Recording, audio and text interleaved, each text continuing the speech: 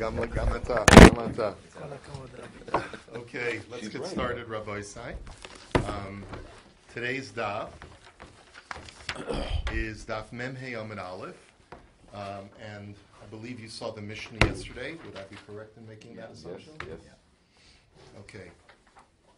The Mishnah had told us that there's a halacha having to do with disrobing the criminal who's about to be stoned to death. The reason for doing so is in order to hasten the death of the criminal. And you do that by making sure that the stone or the impact is going to strike his flesh directly and not be buffered in any way by soft fabric, which will only hasten his will only delay his demise. Okay? So that's the reason for the Mishnah. The machlokes between Rabbi Yehuda and the Chachamim is whether we disrobe a woman or we only disrobe a man.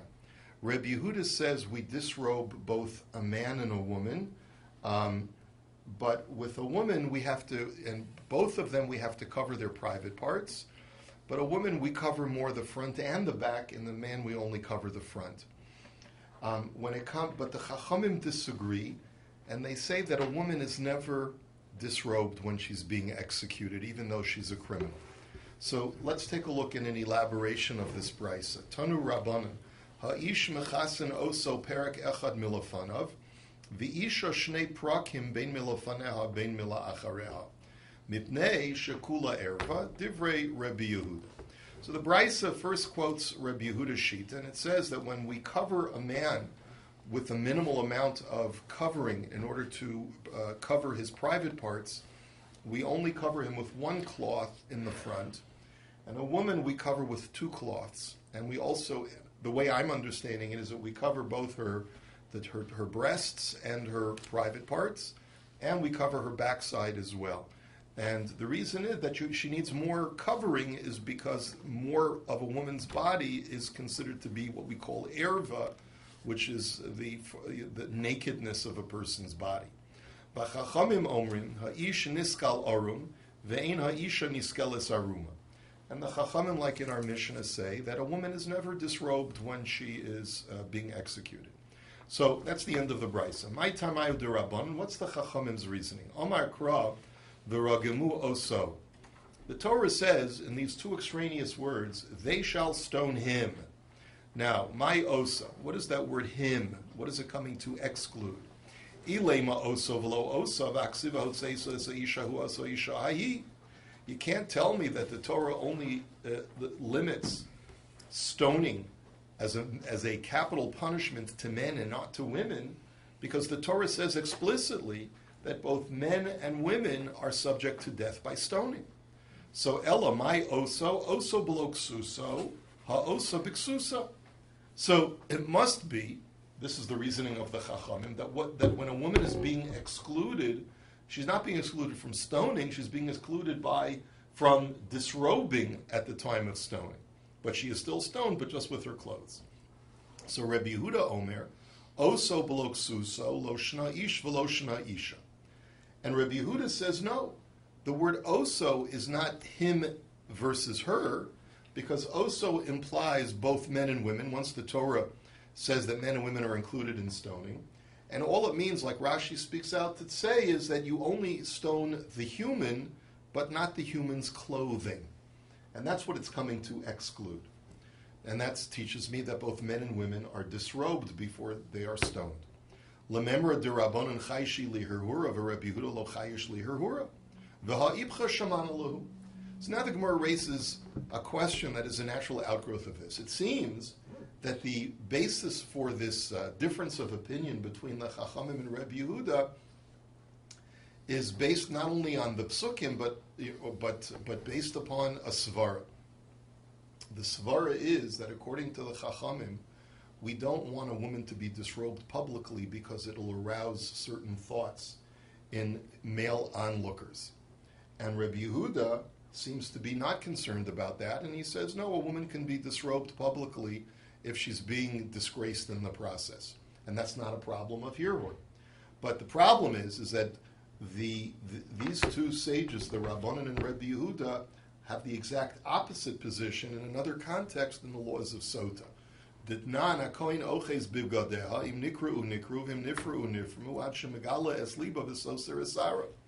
Here, the Chachamim in Sota, when they talk about the Sota process of where the Kohen takes a woman and disgraces her before he causes her to drink, he's supposed to uncover her hair, which is normally covered. He's supposed to expose her blouse, which is normally up to her neck, by tearing the blouse. And he takes off her tichel, takes off her hair covering. And the Mishnah describes that when he tears her blouse, it doesn't matter how it tears, as long as the front part of her chest is exposed. And this invariably is going to expose the parts that are normally covered, right? And he has to expose her hair. And Rabbi Yehuda Omer, Im haya liba na'eh lo haya megaleov, Im haya sara na'eh lo haya sosra.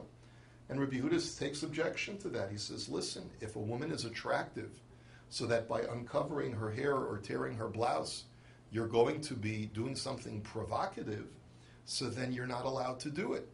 Now, here in our Mishnah, when a woman is being executed, it's the exact opposite. Rabbi Yehuda is not concerned about exposing her, and the Chachamim are. So why do they reverse their positions by Sota?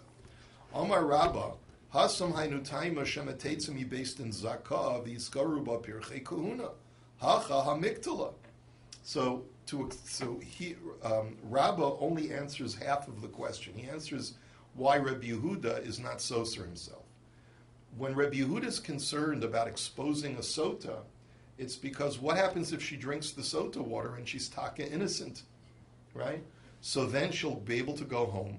But on her way out of the temple, the young Kohanim who are hot-blooded may find themselves in a very compromising position of approaching this woman and trying to start up with her because their lusts have been ignited.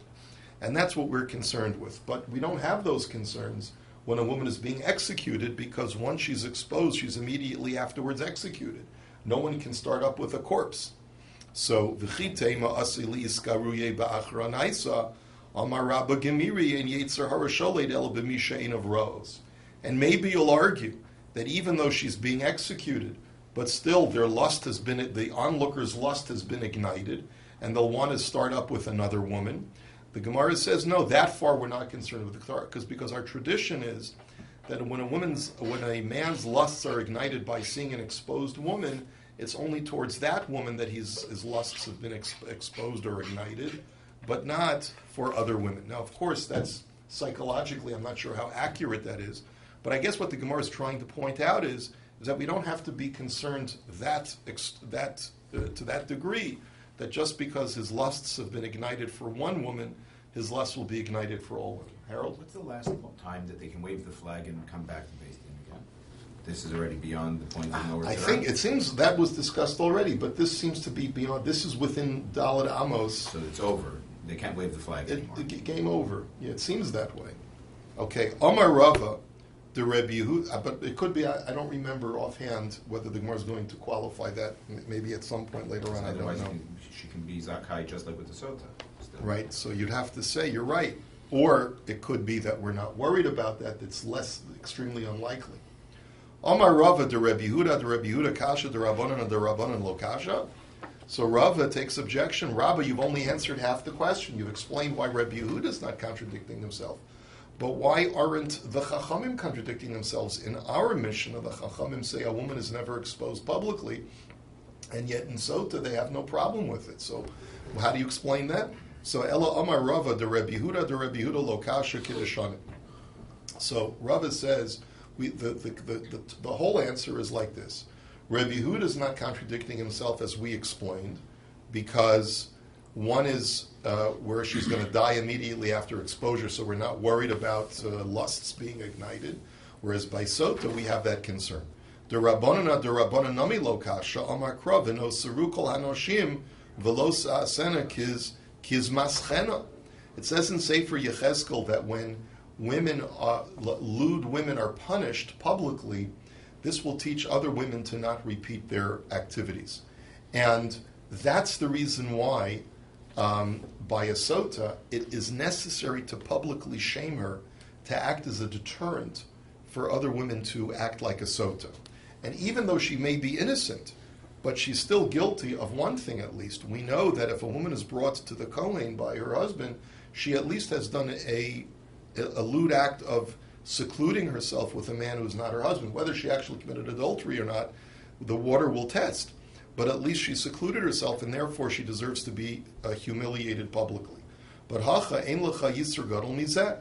But when a woman is being executed, there is no greater public humiliation than executing her publicly.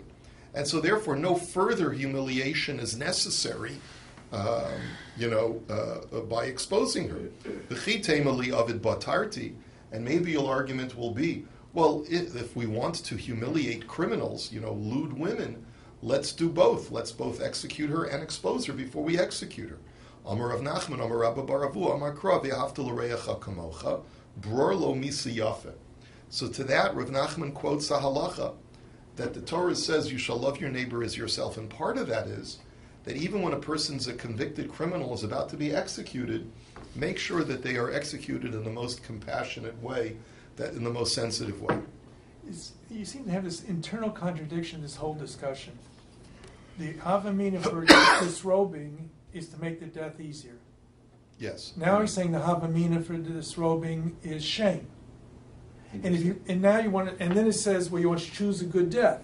Well, if the reason for disrobing is a good death for the man, why isn't it a good death for the woman? That's a very good question. It's the next line of the Gemara. So hold on just a second. Okay, sorry. Hold on just a moment to that thought. But your reasoning is very sound.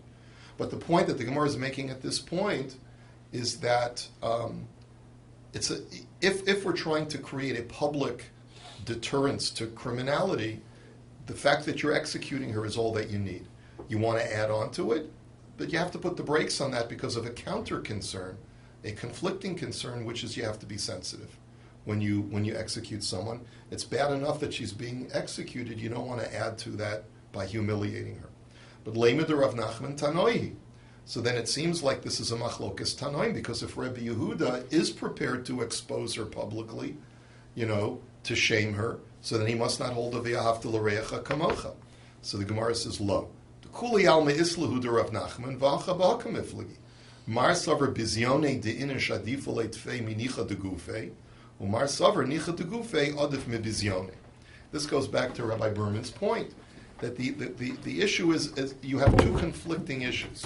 One is you want to make the execution as painless as possible by making it as quick as possible, so that there should, by removing any buffer between the person's body and the rocks, right?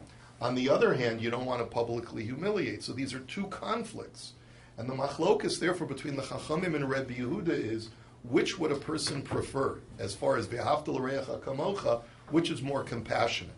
So the Chachamim hold that the greater compassion is, when it comes to a woman, is that she should not be publicly exposed, even if it'll delay, if it may make the death prolonged a little bit, right? But Rabbi Yehuda says no.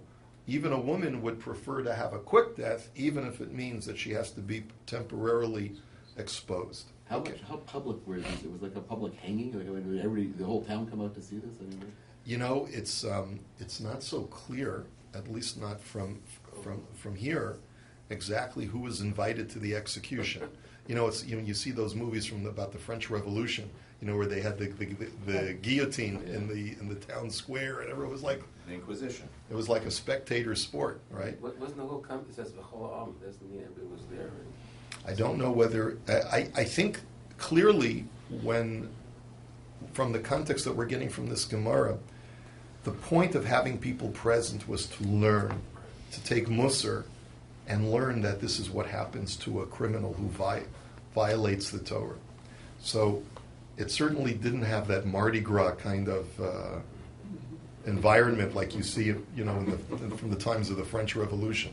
The assumption is that the shirt's going to make the death slower. If someone's throwing rocks at someone, the shirt's going to make a difference. Yeah, sure. My uncle's life was saved because he was mugged when he was a jeweler in England many years ago. And they hit him over the head with one of these blackjacks, And the doctor said that it saved his life, that he had a big black velvet yarmulke on his head, because otherwise it would have the impact would have killed him. The trauma would have killed him. So yeah, what? What a story. Yeah. So I shouldn't wear leather. So the suga's not good enough. Well, Now you're turning your head. It's a case for keep us through that. it's a case for a velvet. Yeah, it's a case for a big thick yarmulke, whether it's knitted out of your grandmother's yarn. And not enough guys are good. Right. Like a breast lover, keep it would also be great. Okay. Anyway. Take a pillow. Almost even better. Good straw. Yeah.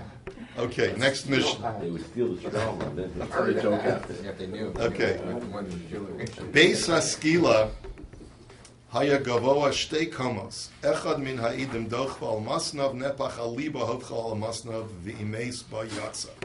Okay, so now we're actually describing the process of execution. Now, stoning, you think of people throwing stones or rocks at a person, but that's not what happened. A person was brought to a cliff, and the height of the cliff from the ground beneath it was the height of two people. A typical person is 3 amos high, so then from the ground to the edge of the cliff was 6 amos high. Typical height of a person. And you would push him off. One of the edim had to be the one to push him off the cliff. And the Mishnah says that when you push him off the cliff, you push him facing his loins, meaning that the guy's facing you with his back to the cliff, and you push him so that when he has impact to the ground, he falls back first, because it's more disgraceful for him to fall frontally and die on his face. So that's the reason why you do it this way. And if he twisted, if his body twisted as it was falling, and he falls on his face, and then you should turn him over, is what the Mishnah says. If he dies through the impact of falling to the ground, then nothing else needs to be done. V'im lav hasheni notel es ha'even v'nosno aliba. But if not, then the second witness has to now act as the executioner, and he takes the rock, which implies is a pre-designated rock for this purpose, and he pushes it off the cliff, having it land on the guy's heart, on his chest, and hopefully the impact of that will finally cause his death. That's not very high. What? So it's what is about. So they figure 6 feet, so it's not more right. It's not more than 12 feet, right? It's not more than 12 feet. Somewhere written, the stone have to be so heavy. 2 people. We're going to see the Gemara today. That's where it's written somewhere. Today's daf. Now, imeis bayatza v'imlav regimaso b'chol Yisrael. If through the impact of the falling rock he dies, then nothing else needs to be done.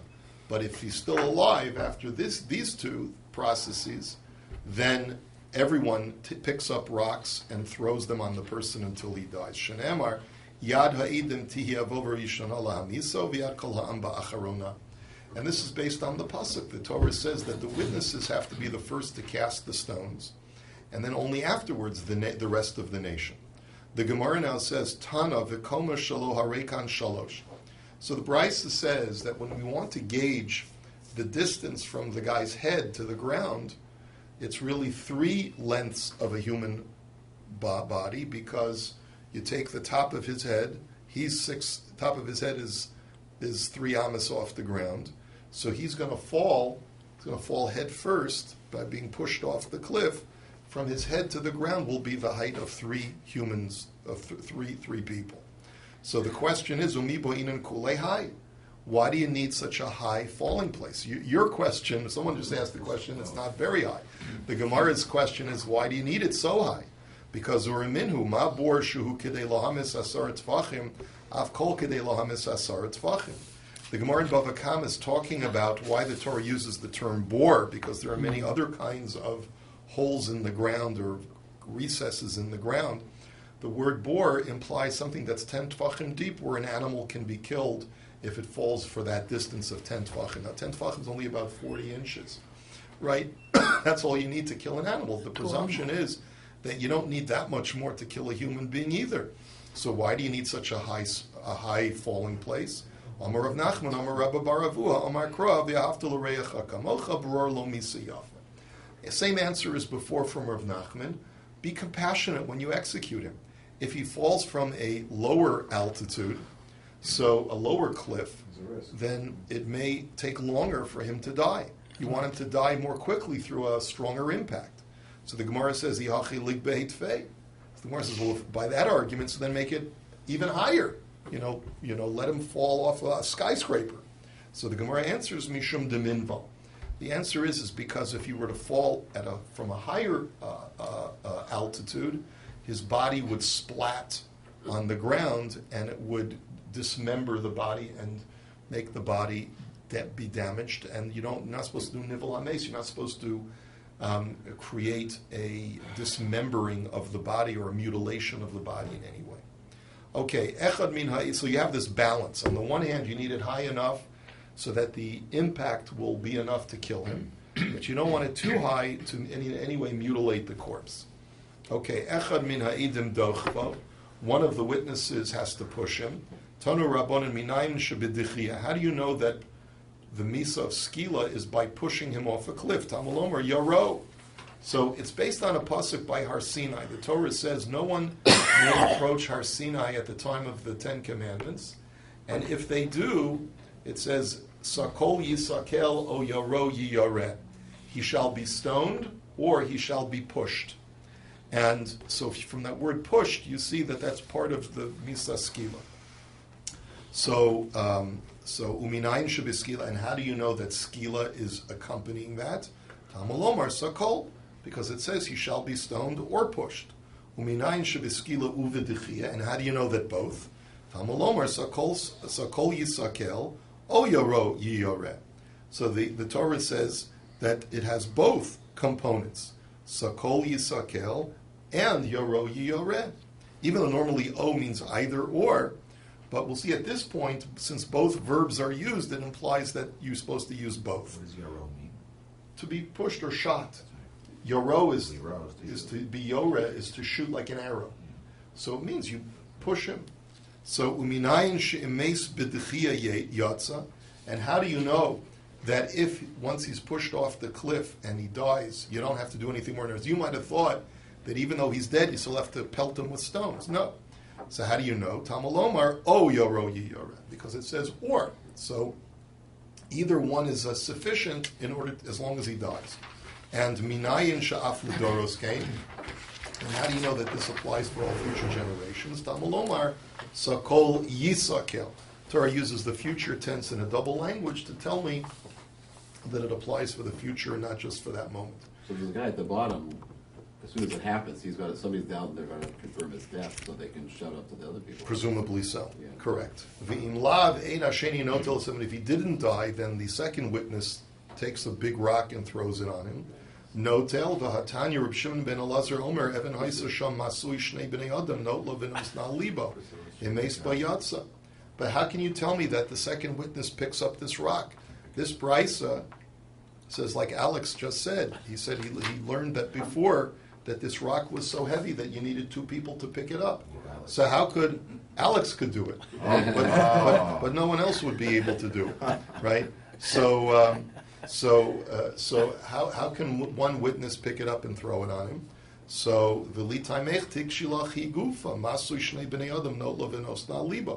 but the Bryce itself is contradictory because it says that you needed two people to pick it up, but one person threw it. So how could that be? So Ella de midli la bahadi chavre v'shadi la ihu ki echadetesi mirazia. So the answer is, says the Gemara or Marzai, I'm not sure how to read that word. The Gemara answers like this: you needed two people to pick it up off the ground. You try to pick it up off the ground, you're going to break your back or get a hernia or whatever.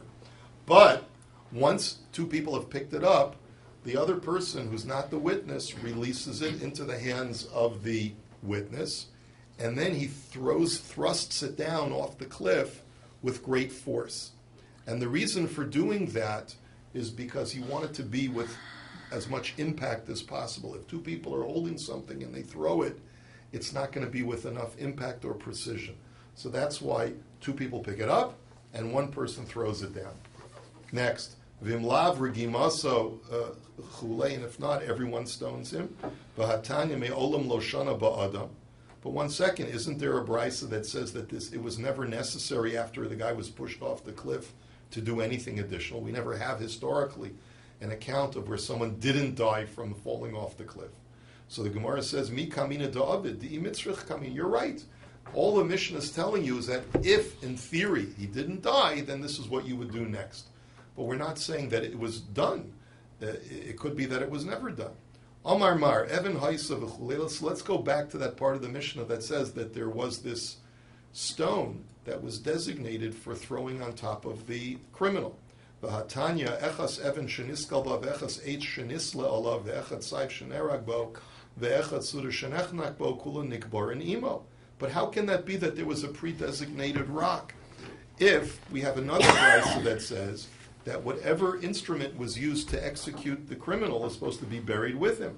So if he was executed by a stone, you have to bury the stone with him. If he was executed with a sword, you bury the sword with him, etc., etc. So how can there be a pre-designated stone if it was already used? If anyone who was executed, that stone would have been buried with him. So the Gemara answers, Lo tzricha de misakni umaisi achrini chilufayu. So the answer is that what you would do is you would have a preset stone that was known, I guess, its dimensions and its weight. If you executed one person, you would take that stone and bury it with the person, and then the beit-din would have to hew another stone of that exact same size and keep it there in preparation. In other words, every time you executed someone, you had to prepare another pre-designated rock. So nikbar and imo. So one second. How do you? Let's go back to that brisa. You're telling me that the instrument that was used to execute him is buried next to him. V'hatanya ein nikbar and imo. Isn't there a brisa that says that it's not buried with him? So Amar Rav Papa, my imo b'tzfisaso. It means that it's within his dalet amos, like Rashi says, of his grave, but not that you bury it mamash with him. The Gemara doesn't explain why you're supposed to bury the instrument with him and why it's supposed to be at a distance from him, according to the second brisa. Maybe because it'd be blood on it, maybe. It could be because it would be, you're thinking like a Chevra Kadisha person. That could be one of the answers. For sure it's blood, actually. It depends on the method of execution. What if he's the sudar? If you strangle someone, you just have to bury the scarf that you strangled him with. There's not necessarily blood there. So it could be because of body fluids. That could be one reason. I was also thinking that just like we execute an animal that committed bestiality because we don't want it to be any remnant to remind people of what happened, that's why we should bury it. But don't bury it mamish touching his body, because that's like anguish to the corpse that he should be buried with the instrument that killed him. Anyway, that could be. Omar Shmuel, Nikta ayad ha'edim pater. My taima deboinan yad ha'edim tiya boba rishona v'leka.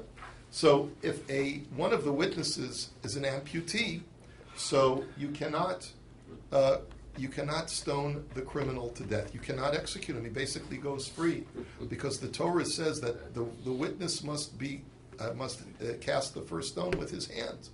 So make sure you chop off the hand of one of the witnesses against you. I mean, so that would be a way of getting out of it, right? You want two witnesses. So it's not clear from the Gemara actually whether both hands have to be amputated or whether only one hand. And what if it's only his left hand? Would that be a problem? Because normally yad means the right hand. So it's very ambiguous. We're going to leave it ambiguous in our discussion. So one second. So why are you only implying that if the hand was amputated after they testified, which is the implication of nikta'a, that if his hand was amputated after he testified, then the criminal goes free. Even if he testified as an amputee, the guy should go free, because you can't convict him because the guy has no hand. Shiny hasam do amakra yad ha'idim shahisakvar. No, because the verbiage of the pasuk implies that he's only he has to have a hand after he's testified. But if he had no hand before he testified, so then that's not ma'akev. It's implying that he had a hand when he was testifying, and if that hand is missing, then he can't. Then the criminal goes free. So Mesa. Kol makom sheyiduhu shnayim b'yomru me'idim anu b'ish ploni shenigmar dino b'veistin ploni uploni edav harei ze yehareg. So the problem is like this. You're basically telling me that the witnesses who testified against him are an integral part of his execution, and without their ability to cast the first stone, so to speak, the guy can't be executed. Then why is there a halacha that if in town in Minsk, two witnesses come before the beit-din in Minsk and they say, when we were in Pinsk, we witnessed this guy being convicted of a capital offense, then even though he was convicted in Pinsk, he can still be executed in Minsk. The original witnesses are not there, they're in Pinsk. These are two other guys who just testify what they saw in Pinsk, but they're in Minsk now. So how can that be if the original witnesses are not part of the execution? So the Gemara answers, Tirgam Shmuel behein hein edav. So Shmuel said, according to what we're saying, you'd have to say that the witnesses testifying in Minsk were those very same witnesses in Pinsk who saw him commit the crime. Umi ba'inan kra kiditziv. So the Gemara says, you're being so pedantic. You're saying that if the witnesses themselves are not part of the execution, the guy can't be executed. Where do we see that this is ma'akev, that it's so, you have to be so exacting in the way that he's executed, and if not, he goes free? V'hatanya mos yumas hamakerot seyachu. So the Torah here is talking about a person who commits murder. The death penalty for murder is death by the sword. And here the Torah uses a double language of he shall surely die because he's a murderer. So ainli ela b'misa ksuva bo minayin shim iyata yachol lahamiso b'misa ksuva bo shata mimisa b'chol misa shata yachol lahamiso tamul omar mos yumas hamakem mikol makom. The Brisa says, how do you know that if you can't kill him by the sword for whatever reason, then you can execute him by any other means? And therefore that's the double language of mos yumas, he shall surely die. So you see from here is that even though the exact protocol cannot be abided by, you still have to execute a criminal. So why is it by murder that we're so liberal, and over here we're so restricting? So shiny hasam do amakra mos yumas. When it comes to executing a murderer, the Torah says no matter what he has to be executed. V'ligmar minei. So then why don't we learn from there and say that just like when you're executing a murderer, you can do it in any way, you can be liberal, so too by any time a person gets capital punishment. So mishum dahava rotzeach v'go al hadam shnei ksuvim aboim ke'echad v'chol shnei ksuvim aboim ke'echad ein melamdin. The answer is because we have two places in the Torah which says that you can be liberal in trying to get this guy killed. One is by an intentional murderer, and one is by an unintentional murderer, a person who kills by accident. And since there are two places in the Torah that are localized to only those two places, we can't apply that and make a binyan av to anywhere else, to any other halacha. Rotzeach da amran, the case of rotzeach, of an intentional murderer we just mentioned, mos yumas rotzeachu, and goal hadam mahi. What's the case of goal hadam, the unintentional murderer, where the Torah says that if he fails to go to an ir miklat, then the goel hadam, the blood avenger, the relative of the victim, has the right to go ahead and kill the unintentional murderer. Where do we see this? That you can be liberal. The Tanya, goel hadam yamisis arotzeach mitzvah begoel hadam uminayin shim ein lo goel shebesim amida lo goel shneemar befigavo mikol makom. So the Brisa says that what we learn from the extra verbiage in that pasuk over there by goel hadam is that even if the victim does not have a relative who can avenge his blood, beit-din shall appoint like a marshal to act as the goel hadam, as the blood avenger for that victim. And what you see basically is that the Torah is being very liberal in trying to get this guy killed if he fails to go to an ir miklat. So essentially you have two localized halachos where the Torah says be liberal in getting him killed. And when you have two halachos that are localized to those two halachos only, you can't apply it to anywhere else in the Torah. Is a mitzvah to kill? Is it a mitzvah for the avengers to kill, or so that's a machlokus? It's a discussion that we'll see later on, whether it's a mitzvah for him to kill him or whether he has permission to kill him. But it seems from this Gemara that it's a mitzvah because we want to try and get him killed if he fails to go to an Ir Mikla. Amar le Mark Shisha bereder Rav Chisda Rav Ashi umilo bo'inan kra k'dichsiv. So Mark Shisha just challenges the whole premise. Your whole question was, why do you need to be so pedantic when it comes to killing someone so that if the guy's if the witness is an amputee, you can't put him to death? Right? That was his whole question. Since when do you feel that you can be liberal? What is the basis for your premise? Normally, and everywhere else in the Torah, you have to be pedantic. You have to be very exact and conform to the exact criteria. Because Vahatnan, and the Mishnah says, "Ayechad mehem gidei mo'ile mo'chiger usumo cheresh eno nasa ben sorah umorish." Remember, we'll see in a minute. That by the laws of ben sorah umor, which we'll see later on, that right this week's parsha. That a mother and a father bring their 13-year-old child and say that he's a ben sorah or a wayward and rebellious child, and the Sanhedrin puts him to death. But if either parent was disabled in any way, that if they were gidei, if they had an amputated limb, or if they were mute, or if they were unable to walk, lame, or if they're blind, or if they're deaf, then the child cannot be executed. Now, how do you know this? So the Torah says that they shall take hold of their child, which means they have to have hands. If one of them is an amputated hand, so then they can't. They're not in the parsha. They shall escort their child to the Sanhedrin. If they can't walk, then the child gets off. They have to be able to speak and say to the Sanhedrin, our child is a wayward and rebellious child. If they can't speak because they're mute, then the whole thing doesn't move forward. B'neinu zeh, they have to be able to point to the child and say, this is our son. So if they're blind, they can't do that. And einenu shomea b'koleinu v'lo chershin. If he doesn't listen to our voice, meaning that they have to be able to hear. And if they can't hear, to make sure that their son is listening, so then they're also not in the parsha. So my time alav mishum debo'inan kra k'dichsiv. So doesn't that indicate that when the Torah designates a protocol, if you can't abide by the protocol, you can't execute the criminal? So what was the whole basis of your question in the first place? So the Gemara says, lo. Shani asam dukule kra yiseru. There it's because the verbiage is extraneous in the psukim. So there you see from the pasuk that the Torah wants to limit the ability to execute the child.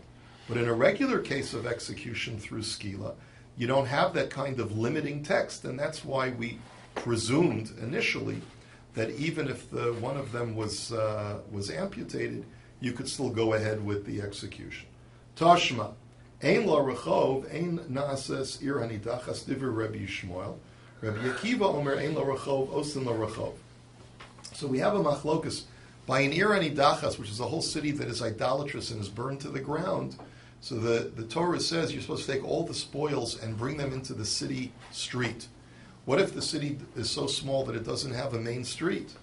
So Rabbi Shmuel says the whole law of Ir Nidachas does not apply. And Rabbi Akiva says, no, you can pave a road and then bring all the spoils after the fact. So Adkan lo pligi el demar sover rechova demi ikara ba'in and omar sover rechova da'ashta nomi ki demi ikara dami. Avol dekuli alma ba'in and kra k'dichsiv. So the only machlokas between Rabbi Yishmael and Rabbi Akiva is, can you pave a road after the fact in order to fulfill that criterion?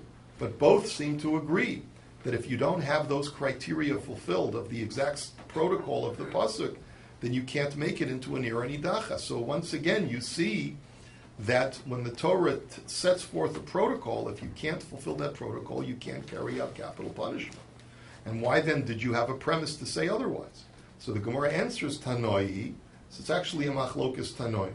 The Tanan, ein lo bohen yad bohen regel ozen yamonis, ein lo tahar olamis. But Rabbi Eliezer Omer nosan al makom v'yotze. Rabbi Shimon Omer nosan al smol v'yotze. And we learn this out from a mitzorah. A mitzorah is a person who has leprosy, and the way that he gets purified is by bringing a korban and then placing the blood of the korban on his right ear, his right thumb, and his right big toe. What if he doesn't have a right ear? What if he doesn't have a right thumb or a right big toe? So, according to the Tanakama, game over. He can never be purified. And therefore, that would be the same shita as these brises that we've seen, that if you can't fulfill the protocol described by the Torah, then you can't execute the criminal. But there's another shita of Rabbi Eliezer and Rabbi Shimon, which is that if you can't do the exact protocol, you do the next best, then you can still go ahead with the process. And Rabbi Eliezer therefore says, if he doesn't have a thumb, put it on the stump where the thumb would have been. And Rabbi Shimon says, put it on his left thumb if he doesn't have a right thumb. The point being is that you see that there's two different approaches to this idea when the Torah sets forth a protocol. So that's what gave rise to this whole questioning process, because we were the people who felt that if the witness is an amputee, you can still go forward with the execution. Subscribe to Rabbi Eliezer and Rabbi Shimon. Let's go weiter. Kol haniskol in nislin diver Rabbi Eliezer, v'chachamim omrim eno nisla elah megadeh ve'ovid avodah-zarah. After you stone a person to death, according to Rabbi Eliezer, you have to hang his body on a tree as an example for everyone else. And the Torah talks about hanging a person on a tree, but it says you can't leave him there overnight. Why? Ki kilalas Elokim talui. Because of the curse of God is being suspended, you don't want people to have a reminder of this crime that this person did of cursing Hashem. So you hang him, but you take him down before nightfall. So that's according to Rabbi Eliezer. But the Chachamim say the only two kinds of criminals who are hanged after stoning is a person who cursed God or a person who worshipped idolatry. So ha'ish tolen oso panav klape ha'am ve'isha panav klape ha'itz de Rabbi Eliezer v'chachamim omrim ha'ish nisle ve'ein ha'isha nisles. Another machlokus is that Rabbi Eliezer says you hang both a man and a woman who are stoned. The only difference being is that a man's face faces the public and a woman's face faces the trunk of the tree. And the Chachamim disagree and they say a woman is never hanged at all. So Amar Lahem Rabbi Eliezer ba'alo Shimon ben Shetach tola noshim ba'Ashkelon. But what about the famous story that we'll see in this Gemara about Shimon ben Shetach, who executed 80 witches and then hanged them all? So you see that women can be hanged. So Amar Lo Shmonim noshim tola ve'in donim shnayim b'yom echad. So the rabbis responded to him is that Shimon ben Shetach did everything against protocol in the first place, because the protocol requires that you never execute more than one person per day. And he executed 80 witches on one day. So you clearly see that this is what we call a haro asha. He did something because of the needs of the time that were against protocol, because witchcraft was rampant, and therefore he needed to make an example. And that's why he hanged the witches. But normally, you wouldn't be allowed to hang a woman. This was an exception to the rule. And the Gemara will go into more detail later. The Gemara now says, we got to do this quickly. Tana Rabbanan v'humas v'salisa. Yachol kol hamumasim nislin tamulamer ki kilas elokim talui ma mekal zeh shebiskila av kol shebiskila divrei Rabbi Eliezer. So the Torah says that when after a person is put to death, you hang his body by a tree. Now you might think that applies to any kind of executed criminal, regardless of whether they're stoned, the sword, any other type of death penalty. So the Torah says no. Ki kilas elokim talui. It talks about the curse of God is being hanged. So what kind of person are we talking about? A person who cursed God. And what is the death penalty for a person who curses God? Stoning. So only people who are stoned get hanged, but not other kinds of people. V'chachamim omrim, ma mekalel zeh shekafar be'ikar, av kol shekafar be'ikar. And the Chachamim disagree and they say, no, a mekalel is a person who blasphemes God, so only people who blaspheme God are hanged, but not any other. Let's say a person was Machal Shabbos and the death penalty is Skila, he would not get hanged. Only a person who either curses God or worships idols gets hanged. But so what's the machlokus? They clearly both are limiting the type of criminal who's hanged. Rabbi Eliezer is more liberal in his limitation, and the Chachamim are more restricting in their limitation. So what's the machlokus? Rabbanan darshi klali uprati, Rabbi Eliezer dorish ribuye umiute. So it's two different systems of hermeneutics, of exegesis from the words of the psukim. The Chachamim look at it and say we have a classic klal uprat. we have a general statement of the Salisos Olates, hang him on a tree. But then it says, Ki kilalas elukim talui, in the next pasuk, implying that we're talking about a person who cursed God. So they look at it and say, Ein lecha biklal elamasha bifrat. Only a person who cursed God is hanged, but nobody else. Now, Rabbanan darshi klalu prati vumas v'salisa klal ki kilalas prat. Ihalva mekarvi lahadodi amrinan in bichlal elamasha bifrat. Hani in midi achrina lo. But hashla demarachaki mehadodi. Normally, we would say when we have a klalu prat, you limit it to only that example in the prat of a person who curses God. But since the klal is in the previous pasuk and the prat is in the next pasuk, and they're distanced by certain words, we therefore are a little bit more liberal, and we say that anyone who is akin to a person who curses God, i.e., he worships idolatry, it's the same kind of blaspheming, that person also is to be hanged. But Rabbi Eliezer darish ribuya umiute, and Rabbi Eliezer uses a different hermeneutic system entirely. Ribuy and miut, which is you see a general principle and you see a limiting principle. The limiting principle does not limit it entirely, but only curtails the application somewhat. And so therefore it says, V'humas v'salisa ribuy, kikilalas miut, but Hash the Merach Kime Hadadi Hani L'Rubuye Sharon Yiskolin. And the way that the Rabbi Eliezer looks at it is, if they were adjacent to each other, I would have said Riboy and Miut. The limiting clause limits it to all cases that are similar to cursing God, which would have included only idolaters and anyone else who blasphemes against Hashem directly. But now that the general clause and the specific clause are separated by several words in between a pasuk, so therefore they say that the miut is even less limiting, and therefore only means to limit people who are subject to the same kind of death penalty as the person who curses God. So anyone who's in under the rubric of getting death by skila is included in the law of taliyah, of hanging. And this is where we'll hold it for today, and we'll